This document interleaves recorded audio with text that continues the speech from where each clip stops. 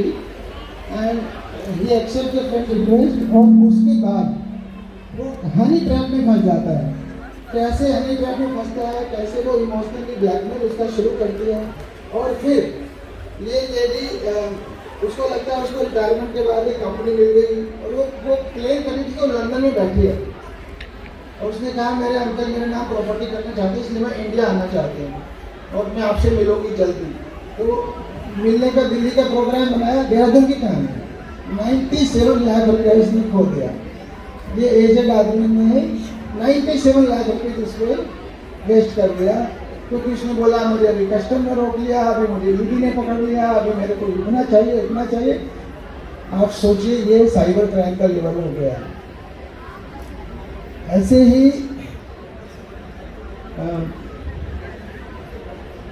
अभी एक LIC का रिटायर्ड आदमी था, पिथौरागढ़ की कहानी है। अभी एक हफ्ता पहले उसकी मैंने FIR दिखाई और क्रिमिनल भी पकड़ लाया मथुरा से। उसने कोई अननोन वीडियो कॉल उठाई, दूसरी तरफ से कोई जो है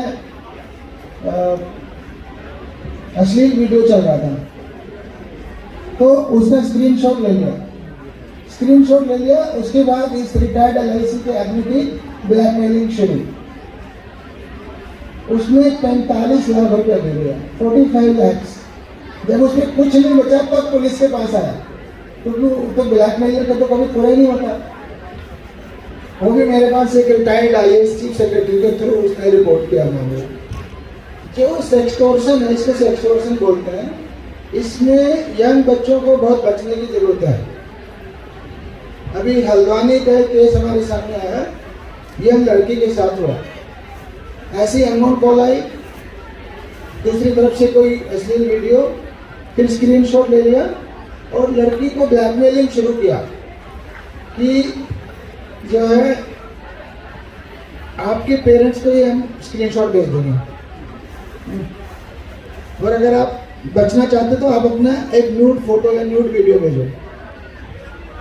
भाई पेरेंट्स से क्या डरना, आपने कोई गलती तो की नहीं, आपको नहीं करना चाहिए था। और लड़की ने अपना न्यूड फोटो भेज दिया, उसके बाद पेरेंट्स का भी ब्लैकमेलिंग शुरू कि अब तो हम इसको सोशल मीडिया पे वायरल कर देंगे। So these kinds of crimes are happening every day, और साइबर क्राइम की वॉल्यूम इतनी ज़्यादा हो चुकी है कि पिछले साल 2022 में पूरे देश में 10 लाख से ज़्यादा साइबर क्राइम हुआ। उत्तराखंड अकेले में 14,000 रिपोर्टेड कंप्लेंट्स हैं साइबर क्राइम की। 14,000 का मतलब आप समझ सकते हैं रोज की 50, ये इसका वॉल्यूम है। और हजारों करोड़ रुपया साइबर क्राइम के थ्रू ये साइबर ठग ले रहे हैं। तो उससे बचना बहुत जरूरी है। ये सभी 12 कहानियाँ टिप्स देते हैं आपको कि कैसे साइबर क्राइम से बचें। जैसे इसमें एक कहानी है कि लॉटरी लगी आपकी 2 लाख पाउंड की, 2 करोड़ रुपया, उसके नाम पे 20 लाख रुपया धीरे धीरे ठग लिया हमसे। भाई जब आपने लॉटरी खेली ही नहीं तो लगेगी कैसे, ये सोचने की बात है ना। अचानक से बोलेंगे पैसा आपका डबल हो जाएगा, इतना जल्दी डबल होता तो सारी दुनिया ही करा लेती। कभी बोलेंगे कि मल्टीनेशनल ट्रेडिंग कराएंगे आपको, भाई आप ही को क्यों चुना उन्होंने, इतना आपको क्यों पैसा इतना रिस्क बनाने में इंटरेस्टेड है दूसरा आदमी। आप लोगों को सवाल 10 पूछने चाहिए कि ऐसा हो रहा है तो क्यों हो रहा है, क्यों मेरा OTP मांग रहा है, क्यों पासवर्ड मांग रहा है।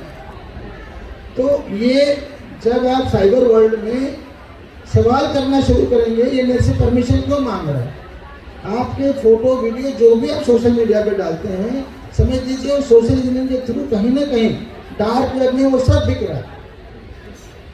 और आज की तारीख में आर्टिफिशियल इंटेलिजेंस के थ्रू आपके उन्हीं फोटो वीडियो को मिसयूज कर लेंगे वो। आजकल जो डीप फेक आया है, डीप फेक का मतलब है कि इतना गहरा फेक है कि हमें पता ही नहीं चल पा रहा रियल है कि असली है कि नकली है, फेक है कि रियल है। तो डीप फेक के साथ आपकी फोटो वीडियो पूरी तरह से फेक बन सकती है, जिसको पहचानना ही मुश्किल होगा। आपकी आवाज़ की वॉइस क्लोनिंग हो सकती है। वॉइस क्लोनिंग के फ्रॉड फ्लाइट में आने शुरू हो गए। कभी बोलेंगे आपके बच्चा किडनैप कर लिया हमने, और फिर बच्चे की आवाज़ सुनाएंगे, देखो पापा ये मुझे मार देंगे तो इनको 5 लाख रुपये दे दो।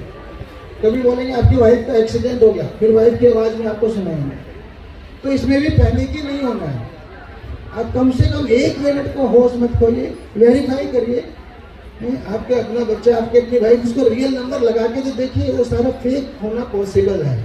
हम सदमे में आ जाते हैं और इस तरह से अपना बहुत सारा जो है पैसा खो बैठते हैं और बहुत कुछ खो बैठते हैं। ये जैसे मैंने कहा, चूँकि बहुत ज़्यादा माहौल यहाँ लिटरेरी या डिस्कशन का माहौल नहीं लग रहा है, तो मैं बेसिक आपको बताया कि 12 कहानियों के माध्यम से हमने कोशिश की है कि साइबर क्राइम क्या होता है, कैसे इसे वर्कआउट करते हैं। इतना मुश्किल है इसको वर्कआउट करना, क्योंकि क्रिमिनल हजारों मील दूर बैठा है। कोई जामताड़ा में, कोई मेवात में, कोई अफ्रीका में है, तो उनको पकड़ना कितना मुश्किल है पुलिस के लिए। तो इसलिए सबसे अच्छा सॉल्यूशन है कि आप साइबर क्राइम में अलर्ट रहें, सजग रहें, तो इससे बच पाएंगे। मेरे ख्याल से कोई क्वेश्चन होंगे ना, तो ज़्यादा लोगों को समझ आएगा। सर पहले किसी ने मुझे कहा आपका सिग्नेचर नहीं खुल रहा था, मैंने कहा ऐसे कैसे नहीं खुल रहा सिग्नेचर, और फिर हमने लैपटॉप पे खोलने की कोशिश की और ये देखा कि कंपनी के लैपटॉप्स में जैसे सिक्योरिटी के सॉफ्टवेयर होते हैं, तो उसमें वो वेबसाइट खोल ही नहीं रहा, बोल रहा है मैलिशियस इंटेंट वेबसाइट। तो मैंने कहा यार इतने सालों से चला रही हूँ, कुछ नहीं हो रहा, अचानक क्या हो गया। तो फिर हमने चेक किया और पता चला कि साइट हैक हो गई है। अब किसने की, कैसे की, अचानक उसमें बहुत ट्रैफिक आ गया था यहाँ जब इवेंट के पास आ गए थे, तो शायद उसमें कुछ सिक्योरिटी फ्लॉज थे जो हमने नोटिस किया, कुछ वीक कोड था जो ब्रेक कर दिया गया। तो सर ऐसे तो आपने कहा जैसे 14,000 केसेस होते हैं उत्तराखंड में ही रिपोर्ट हुए हैं, तो काफ़ी ऐसे हमें लगता है ना कि अगर हम टेक्नोलॉजी रिलेटेड हो, excuse me students, I would request you to kindly either be outside or not make noise when we are having a chat, just out of respect. This is someone older than you, this is someone so respectful. So they are taking so much time. I would really request you to pay attention. If you are not interested in the conversation, please step out. आपका सवाल करना जी sir. Sir अगर इसमें थोड़ी शर्म भी आती है, तो मैं आपको ये बोलना चाहती हूँ कि ना एज डेमोग्राफी क्या है सर। मतलब आपने पहले स्टार्ट किया कि एक ओल्डर इंसान है, इसमें अलग अलग स्टोरियाँ हैं जिनकी डिफरेंट एज ग्रुप्स हैं, बट कभी मैं जैसे मैं आई एम एन इंजीनियर, तो मुझे लगता है मेरे साथ तो नहीं हो सकता ये, क्योंकि सबके साथ हो सकता है। आपने खुद ही बोला आपके साथ हो गया जी। जो कोई एज ग्रुप इससे बचा हुआ नहीं है। 15 साल का बच्चा भी हो सकता है, 70 साल का एजेड भी हो सकता है, एकदम अनपढ़ भी हो सकता है, मोस्ट टेक्निकल पीपल जो एकदम सैमसंग में काम कर रहे हैं, जो इंटरनेशनली इसमें काम कर रहे हैं, बड़ी बड़ी कंपनियों में, फेसबुक में, उन सब के साथ हो सकता है। देखिए एक छोटी सी गलती से बहुत कुछ हो जाता है। मान लिया आपके मोबाइल में उसने लिंक भेजा व्हाट्सएप के थ्रू या SMS के थ्रू, अननोन लिंक है, या मेल के थ्रू, आपने उसे वेरीफाई नहीं किया, तो अननोन लिंक खोलना ही नहीं है। अगर उन्होंने लिंक भेज दिया, उसके थ्रू आपके कंप्यूटर में वायरस डाल सकते हैं, जैसे इनकी वेबसाइट को हैंग हो गई, ठीक है। इसको रैंसमवेयर कहते हैं। हमने इसमें कहानी है कॉल सेंटर्स की, अमेरिका में बैठे लोगों के साथ उनके कंप्यूटर में वायरस डाल देते हैं और फिर उसको खोलने का मांगते हैं $1,000 $2,000, ठीक है। तो ये रैंसमवेयर है। ऐसे ही जो मैंने कहा कि एक अननोन लिंक आपके पास आया, उसने आपने क्लिक किया तो पता चला आपका पूरा मोबाइल हैक हो गया। तो A to Z मोबाइल का उनके हाथ में है, आपके फ़ोटो भी, आपके वीडियो भी, आपका, आप सोच रहे व्हाट्सएप सेफ है, फिर व्हाट्सएप भी उन्हीं के हाथ में। They are listening and watching everything. तो ये मतलब आपका मोबाइल पूरा क्लोन हो जाता है। तो ऐसे ऐसे सॉफ्टवेयर, ऐसे ऐसे लिंक्स वो आपके मोबाइल में डाल सकते हैं थ्रू अननोन लिंक्स। इसलिए अननोन लिंक कभी नहीं खोलना है, अननोन वीडियो कॉल कभी नहीं उठाना है। सर एक छोटा सा आपको मैं रिक्वेस्ट है, जो यंग पीपल है साइकोलॉजिकली कैसे वो अपने आप को प्रिपेयर करें। आपने एक बहुत अच्छा उदाहरण दिया कि जब वो डर गया बच्चा पेरेंट्स से ना शेयर करे और उससे और उल्टा ज़्यादा एक्सपैंड हो गया वो सारा crime. So psychologically how you coach young people, आप उनको क्या कहेंगे कि how should they remain careful and report these crimes, कि वो कैसे ट्राई करें उसको अप्रोच करना। देखिए साइकोलॉजिकली पहले तो हम सबको जानना जरूरी है कि साइबर की दुनिया में या ऑनलाइन दुनिया में 100% सेफ कुछ भी नहीं, 100% सेफ कुछ भी नहीं है। एक पहला पॉइंट सीखना। दूसरा ये है कि 100% सेफ नहीं इसलिए चलना, उसको यूज़ करना छोड़ देंगे ये भी पॉसिबल नहीं है, क्योंकि दुनिया सारी ऑनलाइन होगी। सड़क पे जाएंगे एक्सीडेंट हो सकता है, मतलब ये नहीं कि हम सड़क पे जाना छोड़ दें, जाना तो पड़ेगा ही, लाइफ जीनी है। तो हमें ऑनलाइन यूज़ करना है, किंतु अलर्ट होकर करना है, सजग होकर करना है। और जो साइकोलॉजिकल इश्यूज हैं, जैसा मैंने कहा, अगर आपने गलती नहीं की तो फिर डरना क्यों।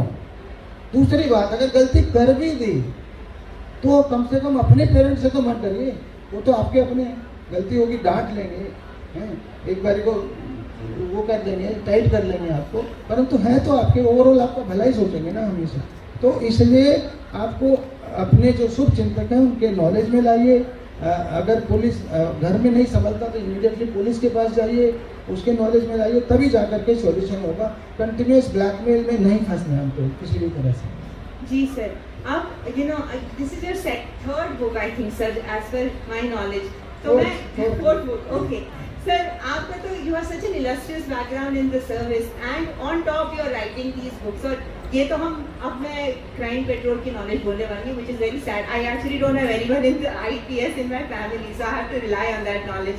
बट आप लोगों की लाइफ इतनी टफ है, you are protecting the whole state and there are so many things that you are doing to keep all of us safe. तो फिर सर कैसे टाइम मिलता है and how did you get interested in documenting those stories as parts of books? तो क्या push है, motivation है उसमें? देखिए, टाइम मिलने की तो जहाँ तक बात है वो तो प्रायोरिटी होती है, ठीक ना। मेरी प्रायोरिटी क्या है उस पर बहुत कुछ डिपेंड करता है जी। मैं हरिद्वार में एक बार कर्फ्यू लगा, मैं SSP था, 4 दिन तक लगा कर्फ्यू अर्थ कुंभ के दौरान, और उसमें 22 घंटे हम जगह एक बार कर्फ्यू से और बिना सोए। तो 23वां घंटा में आके बैडमिंटन खेला, मैं जाके सोने नहीं गया। तो ये प्रायोरिटी की सवाल है, प्रायोरिटी की बात है। अगर आप अपनी प्रायोरिटीज क्लियर रखेंगे कि इंपॉर्टेंट चीज़ों में मेरा टाइम जाना चाहिए, फालतू की चीज़ों में नहीं जाना चाहिए, तो जरूर से जरूर सफलता मिलेगी। और दूसरा इसमें सवाल क्या था सर? आपका इंटरनल मोटिवेशन लेखक, मतलब एज ए लेखक क्या है? वो मेरे को 10वीं क्लास से डायरी लिखने की आदत थी, तो मेरा मटेरियल जो खाते में इंसान में है मोस्टली डायरीज में था। तो मेरी वाइफ को ने देखा, उसने कहा इतना इंपॉर्टेंट है पब्लिक के लिए, why don't you pen it down. वहाँ से आइडिया आया और फिर हमने लिखना शुरू कर दिया। Thank you sir, thank you so much. एक लास्ट क्वेश्चन पूछना चाहूँगी सर, ये जो वार्ता का इवेंट है, इसमें साहित्यिक सांस्कृतिक कार्यक्रम ऑर्गेनाइज किए जा रहे हैं। 3 ऑर्गेनाइजेशंस हैं, मिलेनियम इंडिया एजुकेशन फाउंडेशन, पीर बाग और सहकार भारती, और तीनों के अलग अलग एरियाज ऑफ फोकस हैं जो मिलके ये प्रोग्राम बना रहे हैं। So one of the common focus between Pir Bagh and MIF at least is of working with children. तो हमें लगता है कि जब बच्चे इस तरह के साहित्यिक कार्यक्रमों में पार्टिसिपेट करते हैं या वो अपनी क्रिएटिव मसल को यूज़ करते हैं और उन्हें लगता है कि वो भी लेखक बन सकते हैं, तो सर उनको इंस्पायर करने के लिए, if you are talking to a group of aspiring story tellers और क्रिएटिव्स, तो क्या आप कहेंगे? I would love for you to share some inspiration so they continue on their path. वैसे तो मेरी जो एक किताब है ना, खाके में इंसान, उसमें बहुत कहानी है, उसी से बहुत आपको इंस्पिरेशन मिल सकती है। बट मेरे ख्याल से आदमी लिखता तब है जब उसको लगता है कि कोई बड़ी चीज़ है उसके बाद देने के लिए, जब उसकी भावनाएं बहुत ज़्यादा, मतलब जिसको बोलते हैं ना डीप फीलिंग्स, डीप इमोशंस, तब वो पेन में उतरते हैं, चाहे कविता के फॉर्म में आए, चाहे स्टोरी के फॉर्म में आए। तो अगर आपके पास, और हर आदमी के पास देने के लिए कुछ ना कुछ जरूर है, ऐसा नहीं कि मैं पुलिस ऑफिसर हूँ मेरे पास ही, हर एक के पास, आर्टिस्ट के पास भी कुछ देने के लिए है। तो अगर आप उसमें संवेदनाओं की गहराई डाल सकते हैं तो आप एक अच्छे ऑथर बन सकते हैं। Thank you sir. सर एक क्वेश्चन मेरा भी है। Does anyone have a question they would like to एक ask? सर एक बोलो। माइक अभी आ रहा माइक। नहीं इसको ऑन कर देना। वो बच्चे का, अच्छा बच्चे का होना। Good evening everyone. Good evening sir. So my name is Darshika Verma and I am here from Haridwar. As you already stated about Haridwar story that you told us. Without taking much your time, so I would just like to say, as you, I think you already said that it is important to have the cyber security in mind. लेकिन what I need to ask है, छोटा सा experience share करना चाहूँगी. What I had faced a few months ago. Actually sir, कुछ महीने पहले I had a text message on my WhatsApp and that was an international number. I knew that it is important. I had this thing in mind that it might be something related to that thing. I didn't tap that. I instantly blocked that contact. I instantly get another message from another contact that too was an international number. So sir, I knew that it is a threat and it is a trap actually. तो मुझे पता था. But sir, I just want to ask you one thing कि जैसे हमारे पास भी surf internet a lot, हम बहुत जगह लॉगिन करते हैं थ्रू आवर ईमेल और एवरीथिंग व्हाटसोएवर। वहाँ पे हम इस चीज़ से कैसे बचें दैट वी कुड हम अपनी जो पर्सनल इन्फॉर्मेशन है वो लीस्ट टू लीस्ट शेयर करें। और ये चीज़ क्या आप अगर ऐसा कोई है that you can tell us कि हम अपना मतलब जैसे I told you I don't know कि उनके पास मेरा कॉन्टैक्ट नंबर कहाँ से आया, तो how can we prevent this from happening to us? जो कॉन्टैक्ट नंबर कहाँ से आया उसका मैंने पहले ही बोला था। जो डार्क वेब है ना, जो एक तो गूगल को हम करते हैं सर्च, वो एक ओपन वेब है, एक डार्क वेब है जो गूगल सर्च के थ्रू नहीं आता है, टोर वोर के थ्रू आता है।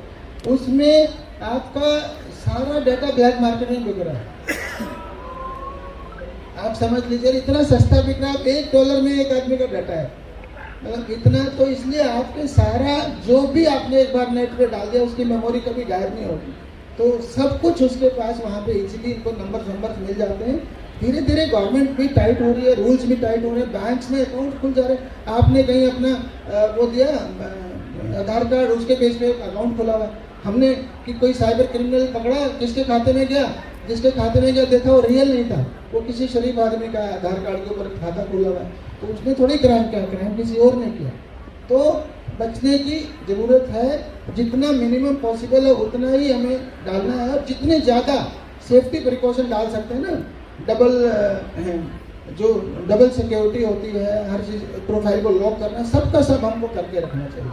जो आप कह रहे थे ना कि अनपढ़ के साथ ही ये हो सकता है, मेरा एक बैचमेट IIT का अमेरिका से मुझे कल ही रात मैसेज किया, उसके पास आया कि आप जो है व्हाट्सएप करते करते उसको लगा कि सेफ उसमें था कि आप इसमें इन्वेस्ट करेंगे तो आपका पैसा बढ़ेगा, तो उसने 25,000 डाला।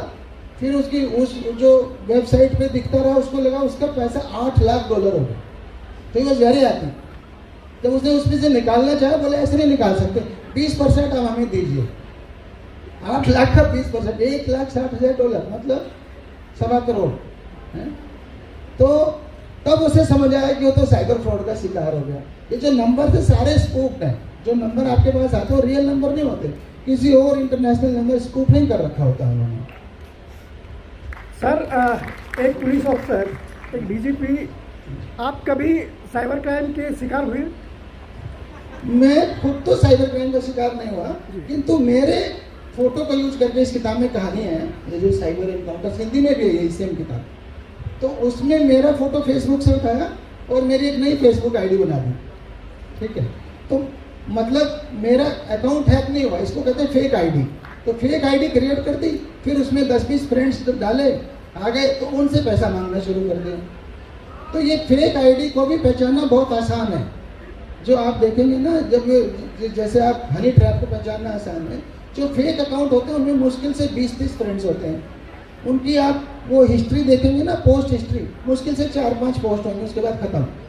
भाई कोई रियल अकाउंट होगा तो 1 साल 2 साल 5 साल की हिस्ट्री होगी उसकी, काफ़ी सारे इसके कॉन्टैक्ट्स होंगे।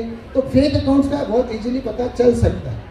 तो मेरे को भी किसी ने फ़ोन किया, उसे लगा फेक है, तो हमने तभी FIR किया। और क्रिमिनल कहीं था तो मेवात का, हम लोग विशाखापट्टनम से पकड़ के लाए।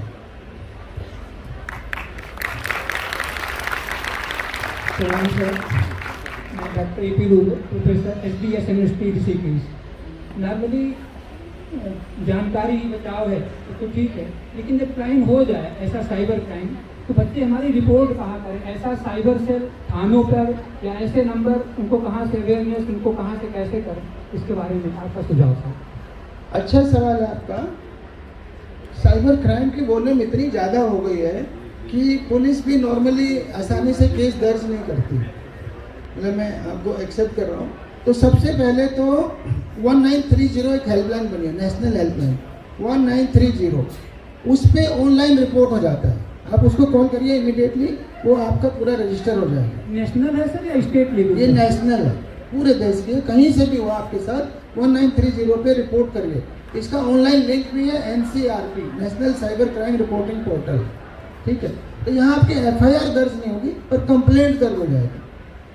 कुछ बच्चे हो सकते हैं FIR और कंप्लेंट में डिफरेंस नहीं जानते हो।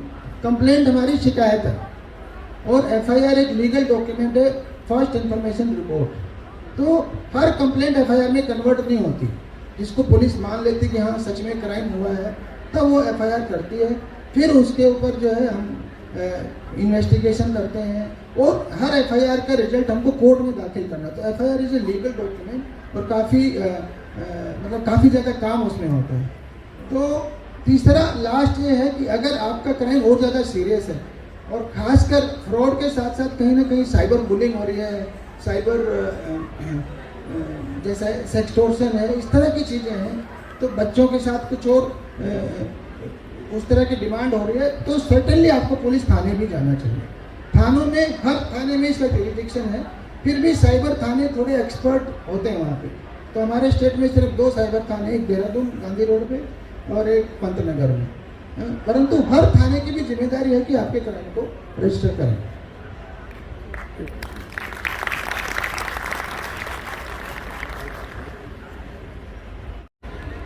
सर, जैसा कि आपने कहा कि आप डायरी 10th क्लास में लिखते थे, फिर छोड़ दिया, फिर आगे बढ़े, फिर आपकी बुक्स आने लगी। तो मैं भी as a youth poets and author आपसे पूछना चाहूँगी कि हम अपने अंदर वो पोटेंशियल कैसे लाएं कि हम कंटिन्यूअसली चलते रहे, क्योंकि मुझे ऐसा लगता है कि अपनी कविताओं को या अपने लेखों को इस हॉल से उस मंच तक लाने का एक बहुत लंबा सफ़र होता है, और उसके लिए आज का जो हमारा शेड्यूल है बहुत वास्ट होता है। उसमें हम अपने आप को पोटेंशियली स्टैंड कर सकें और कंटिन्यूअसली लिखते रहें और यूथ को ये मैसेज दे कि लिखना बहुत ज़रूरी है, specially in the Hindi language. तो वो पोटेंशियल कैसे अपने अंदर लाए, उसके लिए कुछ टिप्स चाहूँगी। बड़ा सवाल है बेटी। एक तो मैं डायरी शुरू में डेली लिखता था, फिर वो डेली से वीकली हो गई, फिर वीकली से मंथली हो गई, फिर वो हाई केस में आने के बाद जब हो गई जब मुझे बहुत ज़्यादा डीप फीलिंग्स हुआ। तो एक तो ये है। दूसरा, लेखन में जो आपका सवाल कहीं इससे भी जुड़ा हुआ है कि राइटिंग में, लेखन में आपको मोटिवेशन चाहिए। कई बार आप सोचते पता नहीं ये पब्लिक के कंजम्पशन के लायक है कि नहीं है, और फिर कंटिन्यूसली मोटिवेटेड रहना। तो वो आपको देखना और सोचना पड़ेगा, आपको खुद को भी असेस करना पड़ेगा, दोस्तों के माध्यम से भी देखना पड़ेगा कि लेखन कई बार कहते हैं ना, कुछ होता है स्वांत सुखा है, अपनी खुशी के लिए लिखते हैं बहुत कुछ, पोएम लिख दिया, कहानी लिख दिया अपनी खुशी के लिए, और एक होता है जनहिताय, लोगों के इंटरेस्ट में, पब्लिक इंटरेस्ट में लिखा हमने। तो दोनों चीज़ें पॉसिबल है। मेरे ख्याल से आज की दुनिया में, आज की तारीख में जो इंटरनेट है, इसका ये तो एडवांटेज हुआ ही है। खासकर हिंदी राइटिंग तो लगभग खत्म होती जा रही थी, इंटरनेट के आने के बाद दोबारा बढ़ गई। तो आपकी पोएम में, आपकी कहानी में अगर क्वालिटी है तो लोग उसे अप्रिशिएट करते हैं और फिर मोटिवेशन जरूर मिलेगी। फेस कर रही हैं रोजाना अपने फोन्स के थ्रू, अपनी लैपटॉप्स के थ्रू, तो सर जो वो गर्ल्स है वो एक स्टेप नहीं उठा पाती हैं। वो सोसाइटी से डरती हैं, मैक्सिमम अपने पेरेंट्स से बताने से डरती हैं। तो क्या सर आपको ऐसा लगता है कि मतलब आने वाले कुछ टाइम में हमें एक ऐसा ऐप हमें ऐसा डिज़ाइन करना चाहिए, या फिर ऐसा ऑर्गेनाइजेशन कॉर्पोरेशन हमारे लिए ऐसा डिज़ाइन करना चाहिए सीक्रेटली कि हम वहाँ पर अपने जो केस है वहाँ पर हम इन्वेस्टिगेशन के लिए अप्रोच कर सकें। तो सर क्या आपको ऐसा लगता है कि हमें ऐसा कुछ करना चाहिए? देखो, कंप्लेंट के लिए तो ऑलरेडी हो गया ना, आई टोल्ड यू 1930 पे आप बिना पेरेंट्स को बताए रिपोर्ट कर दीजिए। एनसीआरपी पोर्टल खोलिए, उसमें डाल दीजिए रिपोर्ट, कंप्लेंट लॉन्च हो जाएगा और रजिस्टर्ड है। सिर्फ एफआईआर नहीं है, एफआईआर इज नेक्स्ट स्टेप। लेकिन वहाँ पर काफ़ी सारी ऐसे रोजाना कंप्लेंट्स होती हैं, तो how we will get the justice? हाँ, ये अगला सवाल मैंने खुद बोला कि वॉल्यूम उसकी कंप्लेंट की इतनी ज़्यादा है कि पुलिस सबको इतनी ज़्यादा गहराई से नहीं देखती। अगर आपके साथ सीरियस क्राइम हुआ है तो पेरेंट्स के नॉलेज में लाने से मत डरिए। मेरा तो यही सुझाव है कि जरूर से जरूर उनके नॉलेज में जाइए, फाइनली वो आपका साथ देंगे। कुछ भी आपने गलती भी किया तो भी आपका साथ देंगे। वैसे तो आप अकेले भी थाने जा सकते हो, पर मैं स्टिल कहूँगा कि थाने जाना, एफआईआर को फॉलो करना एक बड़ा काम है, तो उसमें पेरेंट्स को जरूर इन्वॉल्व करें। जब 3rd ईयर में हमने वो किया इंटर्नशिप, इंडस्ट्रियल ट्रेनिंग, तब समझ में आया इंजीनियरिंग क्या होती है। तो मैंने ऊषा फैंस में ट्रेनिंग की कैलकाटा में। तो 2 महीने की ट्रेनिंग होती है समर में, मई से जुलाई, 15 मई से 15 जुलाई, इस तरह का टाइम था हमारा। तो उसमें मेरे को, इंजीनियरिंग भी बहुत अच्छा काम है, पर somehow it was not suited to me. हर एक का इंटरेस्ट होता है ना, किसी को बहुत ज़्यादा कंप्यूटर से मजा आता है, किसी को नहीं आता है, उसकी गलती नहीं है, नहीं आता तो पहचानो कि आपको मज़ा नहीं आता। अपनी अपने आप को पहचाना। तो जब मैंने देखा कि मैं 2 महीनों में, मेरे लिए इतना मुश्किल था एक दिन काटना, 8 घंटे वहाँ तो पूरे दिन कार्ड पंच करके जाते थे, कार्ड पंच करके बाहर आ सकते थे, 8 घंटे आपको रुकना ही रुकना, और मैं 8 के 8 घंटे बोर्ड होता था। तो मैंने सोचा मेरे से एक दिन नहीं कट रहा तो जिंदगी कैसे कटेगी, इसलिए मैंने वहाँ उस दिन से सिविल सर्विस देने की सोची।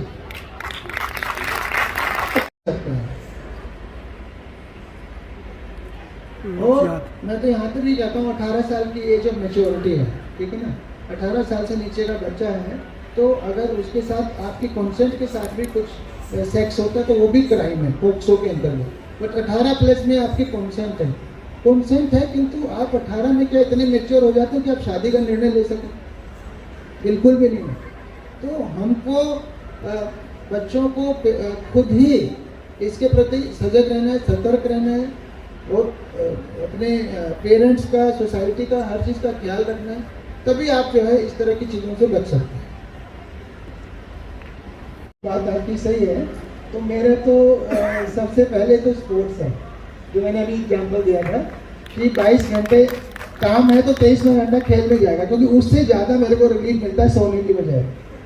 और दूसरे भी पॉसिबल है, म्यूजिक भी है, I enjoy live music, classical also, film music also. तो इस तरह से